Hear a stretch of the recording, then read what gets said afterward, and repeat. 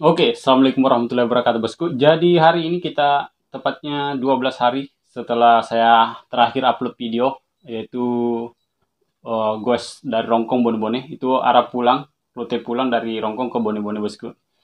Jadi di sini saya mau sharing mengenai beberapa tips untuk mengatasi atau melalui tanjakan yang panjang, bosku. Yang pertama, jadi mohon maaf karena baru upload sekarang, bosku, setelah 12 hari. Jadi karena ada kesibukan juga, kita tidak bisa kita terhalang buat video. Dan akhir-akhir ini juga saya agak guesnya itu agak berkurang, bosku. Kemungkinan juga kita akan mau backhand juga lagi.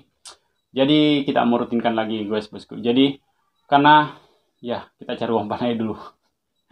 Oke, bosku.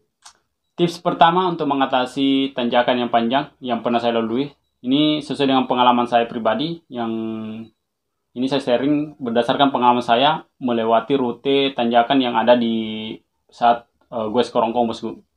Tips yang pertama yaitu persiapkan fisik, persiapan fisik. Biasanya saya kalau persiapan fisik itu rutin olahraga. Biasanya kalau semua kita mau perjalanan jauh, tanjakan atau apapun itu perjalanan jauh, saya biasanya rutinkan setiap sore itu seminggu, satu minggu sebelumnya itu sebelum goes itu saya rutinkan olahraga. Biasanya saya olahraga angkat beban, kemudian lompat tali, bosku, itu untuk apa ya? Untuk melatih otot, pergerakan otot, jadi agak kencang, atau lari-lari juga bisa, bosku. Lari di tempat bisa juga, bosku. Itu untuk menguatkan lutut. Jadi itu tips pertama saya, itu olah fisik bagian lutut. Jadi olah fisik itu fungsinya untuk mengatasi ketahanan lutut kita mengayuh, bosku. Jadi kayak cadence lah gitu, bosku. Jadi kedua itu rutin apa ya, kalau goes itu misalkan rutin tanjakan ya, minimal tanjakan kecil-kecil dulu, itu dirutinkan tiap hari, dilalui, bosku. Tips ketiga itu pengaturan gear yang kita gunakan saat goes. Ini ketika saat goes. Jadi waktu kita cerita dulu, waktu saya ke Rongkong itu saya menggunakan rasio pada saat menghadapi tanjakan yang menurut saya agak tinggi dan lama, agak panjang. Itu saya menggunakan rasio, kalau tidak salah, 39, rasio yang standar ya. Kan yang chainring yang saya gunakan itu 48, 40 dan 36 kalau tidak salah ya. 39 antara itu. Jadi saya menggunakan rasio crank, jadi saya lihatkan cranknya ini. Jadi sempat masalah, jadi nanti kita koreksi lagi, bosku.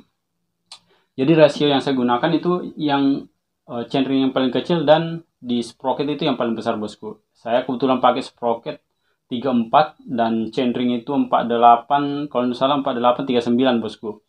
Nah, jadi 39 itu saya kombinasikan dengan 34, kadang 34, kadang di bawahnya lagi 34 itu, bosku. Jadi itu kombinasi gear, rasio gear yang saya gunakan saat menghadapi goes yang paling parah, bosku. Contohnya seperti video ini, bosku. Jadi di video ini sekitar 15 kilo atau dari ke Rongkong. Nah, ini tanjakannya luar biasa, bosku. Tanjakan yang bisa dibilang saya tanjakan ini sudah menikung dan tajam juga, bosku. Jadi lumayan lah untuk kalau tanjakan di Rongkong itu luar biasa. Nah, itu parahnya begitu, bosku, tanjakannya.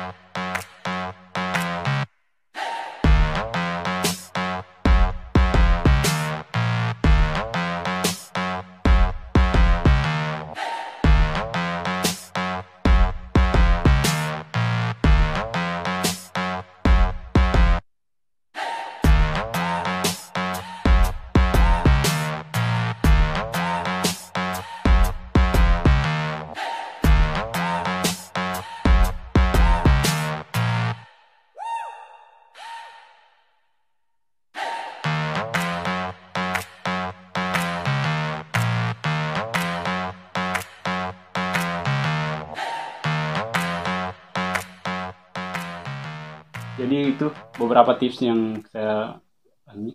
Oke, tips keempat. Yang pertama, kalau menghadapi goes dan kita sudah capek, ya baiknya istirahat, bosku.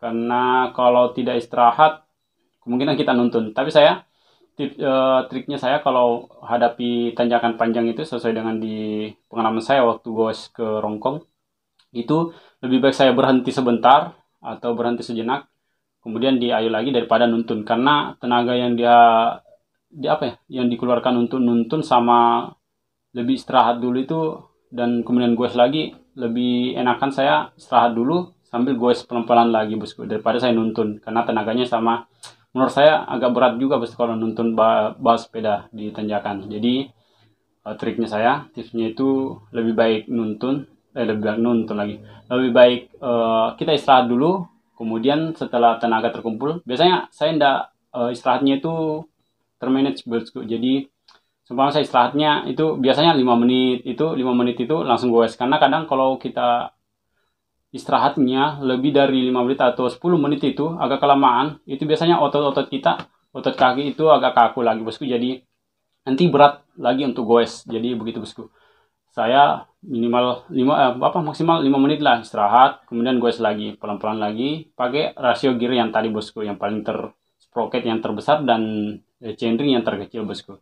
Jadi itu tipsnya. Kemudian kemana ya, kelima ya, tips kelima bosku itu usahakan kalau saddle itu setidaknya antar saddle itu setidaknya lutut itu tidak terlalu bengkok bosku, menekuk begini. Jadi kalau saya atur saddle itu biasanya satu jari di sini, saddle satu dan sampai gear gini. Jadi kita agak lurus ke bawah bosku, jadi enak. Ketika saddle itu pendek, itu akan menyusahkan juga lutut bosku. Jadi lutut cepat capek. Jadi usahakan saddle itu agak tinggi sedikit. Saya lupa juga bosku yang tadi itu mengenai chainring.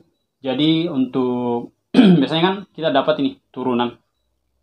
Kita dapat turunan, setelah dapat turunan terus ada nanjak nih. Nah, saya punya tips untuk teman-teman. Jadi biasanya kita kalau nurunan itu kita biasanya atur gear di rasio gear itu yang paling tercepat, yang paling besar. Biasanya chainring yang besar, kemudian sprocket yang kecil, agak biasanya 14 atau 12 atau 11. Itu 11 atau 11 rasio gearnya biasanya 40, 48, 50, 11. Nah, kalau itu penurunan biar laju atau biar kencang. Nah, biasanya begitu kita kencang terus turun, baru biasanya nanti dapat tanjakan lagi itu kita shifting gearnya yang perlu bosku. Jadi kadang biasa saya atur di terendah itu biasanya kita atur. Nanti kalau kita tidak atur dengan cepat atau biasanya kita kekurangan momen bosku, artinya ketinggalan momen lah, momentum. Jadi biasanya kita capek lagi nonton itu. Jadi begitu.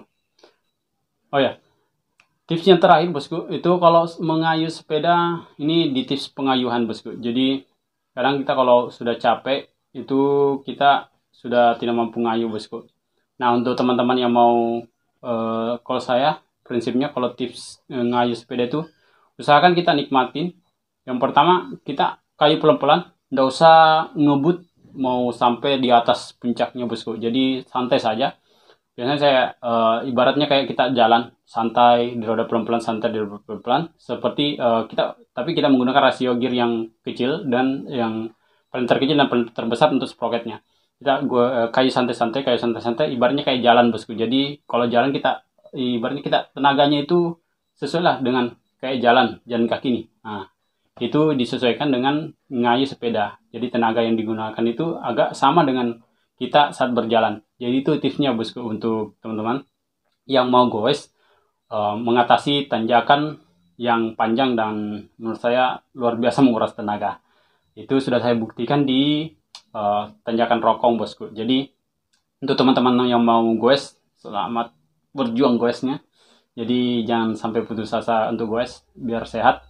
Dan ya kemungkinan saya akan goes lagi karena setelah beberapa hari, minggu ini kita ada tugas jadi moto dan buat video wedding.